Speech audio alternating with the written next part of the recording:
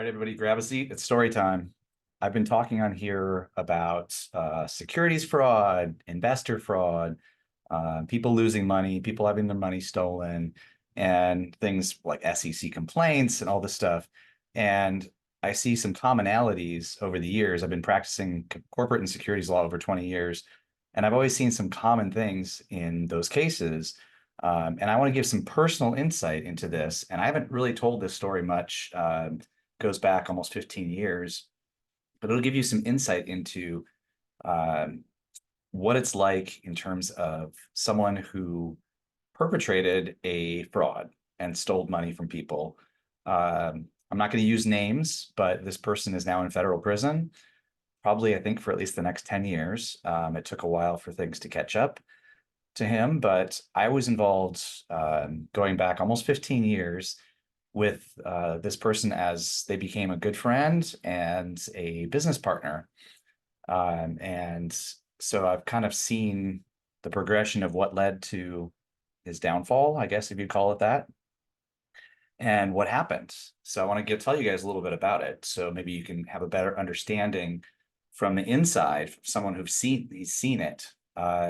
So going back, and a lot of people assume, they see Bernie Madoff or Sam Bankman-Fried or anybody out there, and they just automatically assume they're just a bad person. That's what happened. How did this happen? How did they end up stealing money from people, lying to people? How did that happen? They're just horrible people? Most of the cases that I see, I don't think that they're necessarily started out saying, I'm just going to steal and lie. And it's more of it just gets overwhelming keeping up with the lifestyle. So they get used to a lifestyle, they're used to money, and they can't help themselves. They are so used to that lifestyle and they can't support it. And I can go on naming off case after case of that is exactly what happens. So I don't know that everyone starts out as a horrible person, or that they intend to. Maybe they just get in over their heads and they have no other option. And there was even a case today, the SEC filed and the US Attorney's Office against an individual who raised about $360,000 from some investors and didn't put it towards anything she said. It was all for her personal living expense. Like she was down to $400 in her personal bank account and got a wire for 20 grand or something from an investor she was going to put it into real estate or cryptocurrency or something. And the next day she booked flights to Paris for herself to go on a trip, even though the day before she had $400 to her name. She was just blowing investors' money. And so there are those cases out there. This person that I'm talking about, I got to know, and I don't think he's necessarily a bad person. People who've worked with him think he's the worst person in the world. But I actually got to know him. And, more on a personal note, I've been sober for 12 years. I had a problem with alcohol.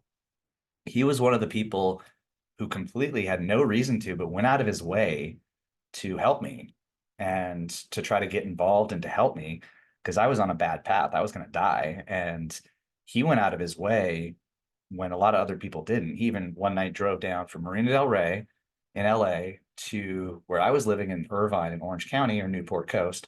And because there was some major stuff going on, my ex-wife, my daughter, the police were there, and I'd had way too much to drink. I was a danger to myself, and they were going to take me in. And he drove all the way down in traffic for several hours on a Friday night to try to help. So I don't think he's a horrible person. I've seen good sides of him. And in business, on the other side of it, um, he had to eventually change his name because he was getting death threats from former employees. Um, the FBI got involved. They figured out who was making those death threats against him and his daughter and prosecuted them. And it actually turned out to be a former VP of sales of a pharmaceutical company that he was the CEO of, which is crazy that this person, high level person with a lot to lose, was making anonymous death threats because he was so upset with this person. So I met them about 15 years ago in Southern California, him and his wife, and they had a daughter also. And we became friends, my wife at the time and them. We became friends, started hanging out. I started getting involved with their business, and he was a very bright guy, attorney, CPA also. He got both certifications, and he was successful. He'd gotten involved in a company that he took public, got a bunch of stock, made a ton of cash on it. Um, and when I met him, he had started basically portfolio companies with some of that cash that he owned. And I had come in to help on kind of CFO role, accounting, and general counsel as the attorney for those companies. Um, and part of it was, I'd built a trust with him. And so he trusted me to kind of oversee what was going on internally with those companies, make sure that the money was being used properly, because a lot of it was either his money or investors bringing their money in based on his word.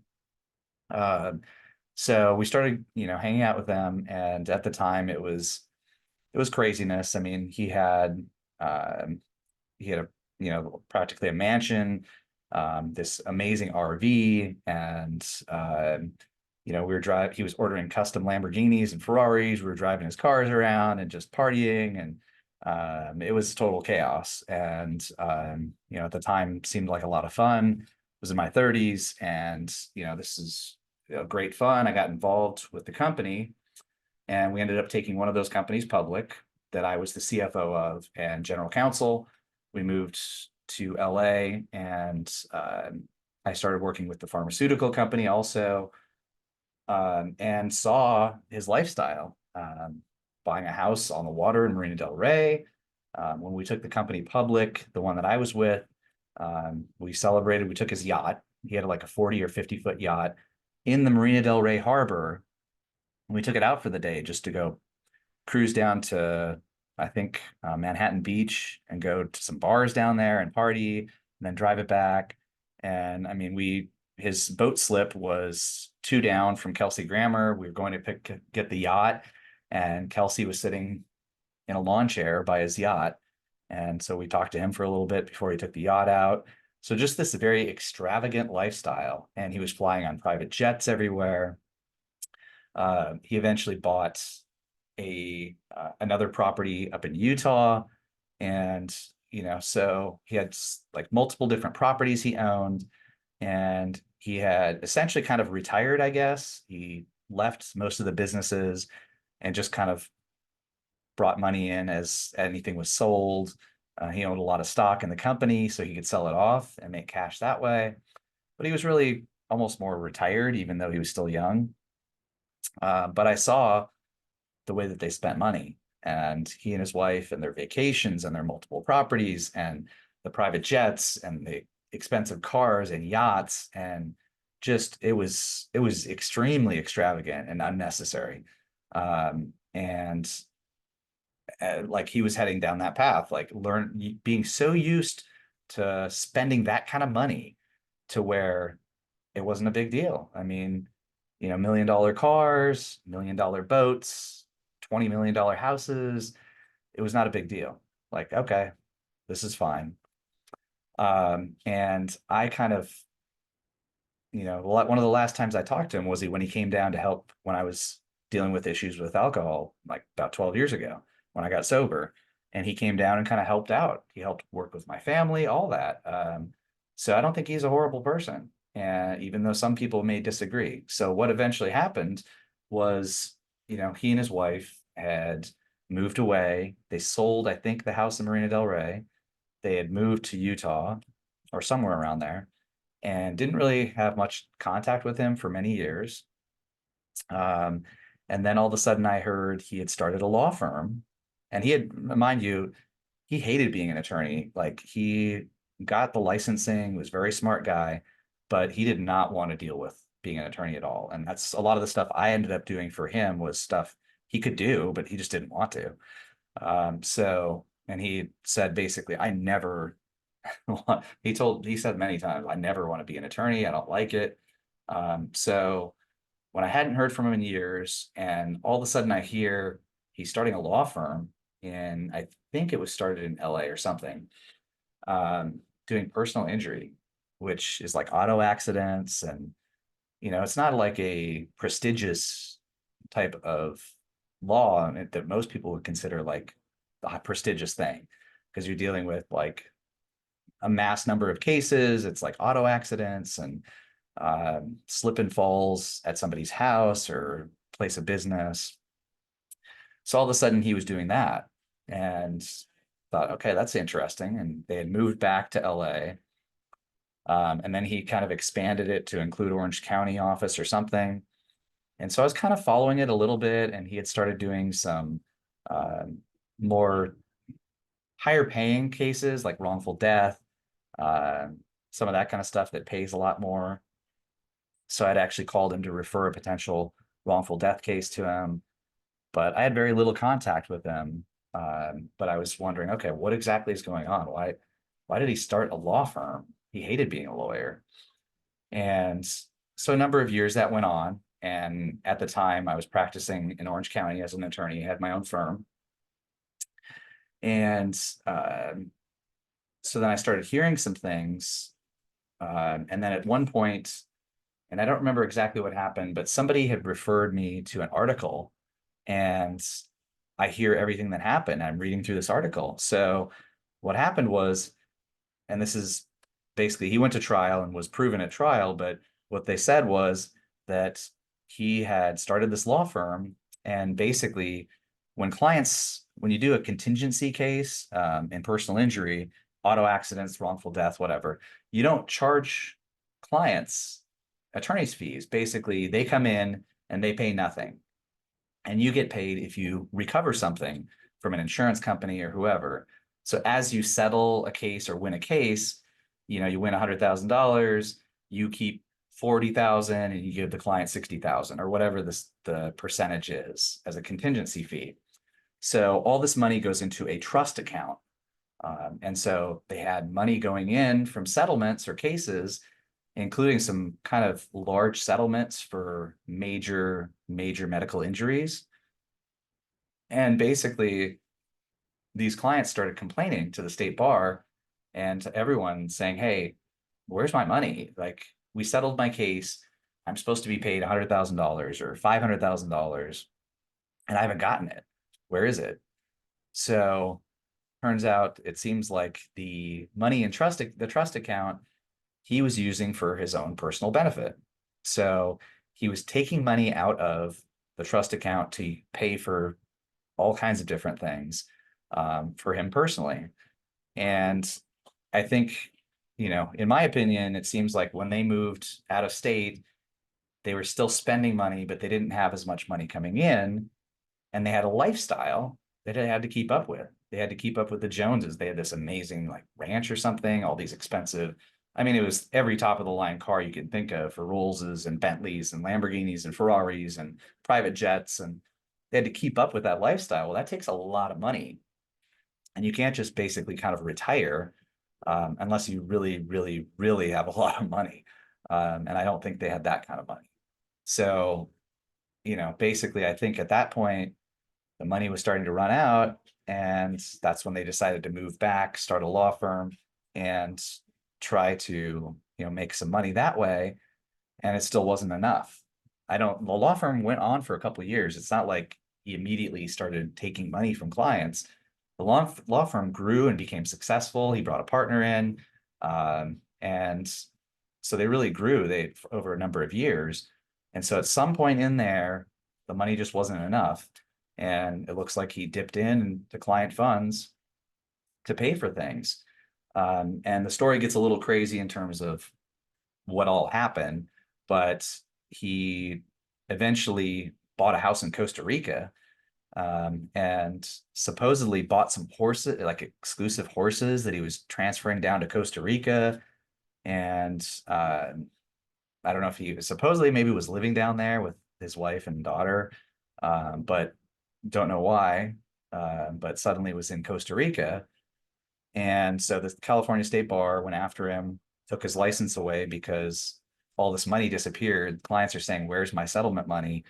And it wasn't there. The business partner or whoever else was involved was like, yeah, there's no money here. It's gone. And so it looks like he was spending that money to keep up with his extravagant lifestyle. And I know I read some of the court paperwork in his trial and then also the bankruptcy for the law firm. Um, and I also know the trustee that was assigned. So I talked to him a little bit about in the bankruptcy for the law firm, but it looks like he was taking money out of there, including, little old lady who was completely bedridden or, some horrible story about how she was injured and her settlement money was taken and gone. Um, so it sounds like, some pretty bad stories in terms of where the money went. But he eventually got arrested by the US Marshals in New Jersey or New York airport as he was flying through the US. I guess they were watching him. And as soon as he left Costa Rica and hit US soil in an airport, the federal marshals were there to take him into custody. So he fought the case for a number of years and eventually was found guilty, sentenced to many years in federal prison, law license taken, all of that stuff. But it's just it kind of shows me, and I see this repetitively in different cases that I see, and the SEC comes out with a new complaint, and I'm like, yeah, they couldn't keep up with their lifestyle. Yep, they couldn't keep up with their lifestyle. I just read time after time, even in the last couple months, Ponzi schemes. Okay, well, there really wasn't enough money to keep things going, so they couldn't keep up with their lifestyle, so they had to start either taking money and not really investing it, lying to investors, falsifying documents, making it look like they were actually making money, still bringing investor money in. So, um, that was my personal experience with this person that I don't think he started out saying, hey, I want to steal clients' money or, you know, I want to get to this level. I think he started seeing the lifestyle and it takes a lot of money to keep that lifestyle. And once you get to a certain point, you're kind of in over your head and you have all those payments and obligations and stuff. And you can't just give it all up. You could file like bankruptcy, but of course that would look bad. So the only other thing left to do is to, okay, well, let's get creative and steal some money. Now, there's different ways that it can be justified. Say, well, it was a loan that I was taking and I was going to invest it over here and make some money. There's all different ways of, and maybe that's the case, but there was even one with out of Arizona where the guy had a legitimate real estate investment company and a REIT and things started going downhill. He had a very lavish lifestyle, had a lot of money to pay out to afford. I think at one point they even said that all the private jets, they even flew people in for a private party for their dog and paid for private jets for everyone or something. It was just outrageous. And, he got in over his head and figured out, okay, here's a scheme to get some money and bought WeWork call options or something. I think it was WeWork call options out of the money with a short expiration. So he bought them for super cheap. And he had talked with his friends. They were going to issue a press release saying they were doing a tender offer to buy WeWork out of bankruptcy or right on the verge of bankruptcy. And they were going to save everything. And so the company, which WeWork was public, it would shoot the price up and then they would exercise these call options at a very low value. They would rake in millions just from this 1 day transaction. It didn't work out. The SEC saw what was going on. The call options expired before they had a chance to exercise them. And so no money was made. But this is the level that people will go to when they're desperate. They want to keep up their lifestyle. They want to make sure they have money. And even the case today, okay, I have $400 left to my name. Oh, an investor just wired me 20 grand. So I'm going to take a vacation to Paris and Italy with their money. I mean, that's, people just, I don't know. I don't know what it is, but it's keeping up with that lifestyle. And you see it with Sam Bankman-Fried, with Bernie Madoff. You see it all over the place. So that was one of my personal experiences with seeing how, even though it wasn't a Ponzi scheme or securities fraud, but it was trying to keep up with a lavish lifestyle. And once you get in over your head, you start taking some risks and doing things like dipping into somewhere that you shouldn't. And then you get caught at it. So maybe that gives you a little bit of insight into things that actually happen in the real world and why you hear about these investor fraud or client fraud or whatever it is, people stealing money. In my opinion, the majority of it is they're not bad people. It's they got in over their head, they're used to a certain lifestyle, and they start getting more and more creative with ways to solve it, and including to where basically it looks like they're just stealing money directly from investors, clients, whoever it is, to make things happen. So hopefully that gives you a little bit of insight, and thanks for watching.